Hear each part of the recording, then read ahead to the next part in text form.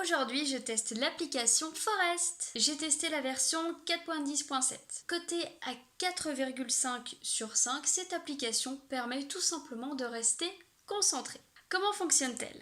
Très simplement, vous cliquez sur le bouton planter et vous allez planter un arbre pendant le temps que vous aurez décidé. Vous allez choisir votre temps de concentration.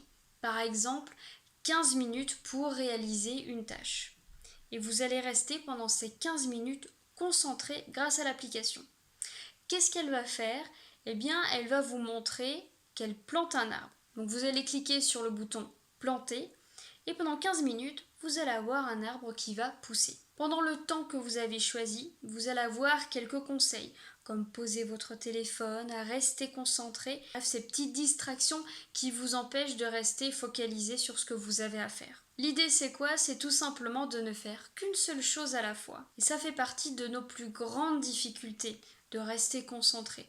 On n'arrive plus à rester pendant 10, 15, 20, 25 minutes sur une seule chose. On arrive très très vite à se laisser distraire par le téléphone qui sonne.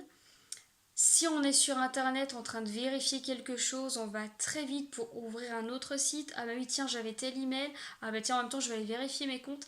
Et on se laisse très rapidement distraire. Donc là ce qui est pas mal, c'est qu'en ouvrant l'application, vous regardez cet arbre et vous devez absolument rester concentré là-dessus. Les points forts. C'est une application qui est ludique, elle est vraiment très très simple à utiliser. Bien sûr, vous avez différentes fonctionnalités disponibles, vous pouvez changer le type d'arbre que vous faites pousser, vous pouvez écouter des sons. Les points améliorés. Alors j'ai eu une anomalie en utilisant cette application. La première fois, j'ai testé le son qui était un bruit de pluie qui tombe. Et au moment où j'ai voulu m'arrêter, je n'ai pas pu. C'est-à-dire que l'application a refusé de se fermer.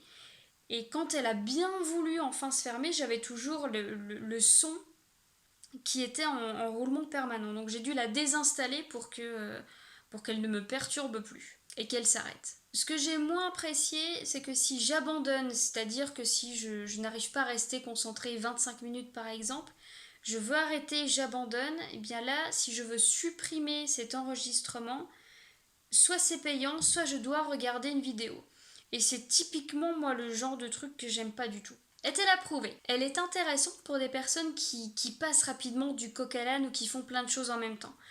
Donc pour éviter d'être multitâche, je trouve qu'elle est vraiment très très bien, puisqu'à partir du moment où votre arbre commence à pousser, vous devez rester focalisé sur l'action que vous êtes en train de faire. Nous arrivons à la fin de cette vidéo et si vous êtes encore ici avec moi, c'est peut-être que le sujet de l'organisation vous intéresse. Et si vous souhaitez recevoir mes meilleurs conseils pour planifier votre journée, cliquez sur le lien qui est dans la description. Dans ce guide, je vous explique comment gérer vos emails, comment conserver votre pouvoir de décision, comment vous libérer l'esprit et surtout comment prioriser vos tâches. Profitez-en, ce guide est offert. Quant à moi, je vous retrouve dès lundi prochain pour une nouvelle application. Bonne semaine!